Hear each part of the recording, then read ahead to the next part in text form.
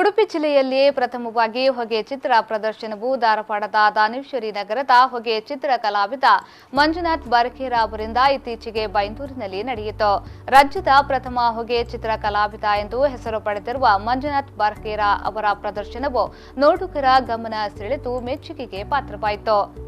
ಬಿಳಿ ಕಾಗದದ ಮೇಲೆ ಬುಡ್ಡೆ ದೀಪದ ಅಗ್ನಿ ಜ್ವಾಲೆಯ ಮೂಲಕ ಹೊರಡುವ ಹೊಗೆಯನ್ನ ಸುತ್ತಲೂ ಹಾಯಿಸಿ ಮಸಿ ಕಟ್ಟಿಸುತ್ತಾರೆ.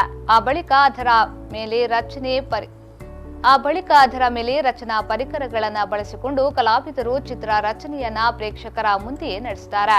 10 ನಿಮಿಷದ ಒಳಗಾಗಿ ಚಿತ್ರ ರಚನೆ ನಡೆಯುತ್ತಿದೆ.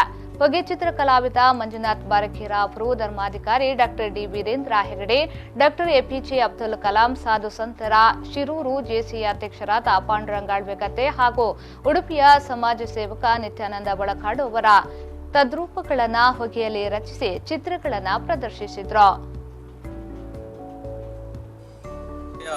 ಶಿರೂರಿನಲ್ಲಿ ಜೆಸಿಐ ಸಂಘಟನೆಯಿಂದ ಜೆಸಿಐ ಸಪ್ತಸ್ವರ 2018 ಒಂದು ವಿನೂತನವಾದ ಕಾರ್ಯಕ್ರಮ 1 ವಾರಗಳ ಕಾಲ ನಡೆಯಿತು. ಅಲ್ಲಿ ಒಂದು ನಮ್ಮ ಜೆಸಿಐ ಅಧ್ಯಕ್ಷರಾದ ಪಾಂಡುರಂಗ ಅಳ್ವೆಗದ್ದೆಯವರು ಇದೊಂದು ನಾನಾ ಕಲಾ ಪ್ರಕಾರಗಳಿಗೆ ವೇದಿಕೆಯಲ್ಲಿ ಅವಕಾಶ ಮಾಡಿಕೊಟ್ಟಿದ್ದರು, ಕಲಾವಿದರಿಗೆಲ್ಲ ಅವಕಾಶ ಮಾಡಿಕೊಟ್ಟಿದ್ದರು.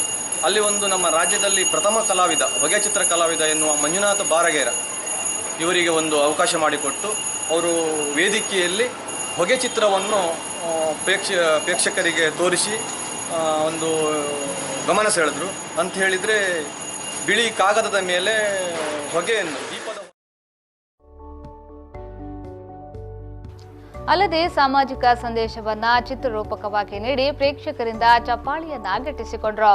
ಸಭಾ ಕಾರ್ಯಕ್ರಮದಲ್ಲಿ ಮಂಜುನಾಥ್ ಅವರ ಅಪರೂಪದ ಕಲಾ ಪ್ರತಿಭೆಯನ್ನ ಗುರುತಿಸಿ ಜೆಸಿಐ ಶಿರೂರು ಸನ್ಮಾನಿಸಿತು.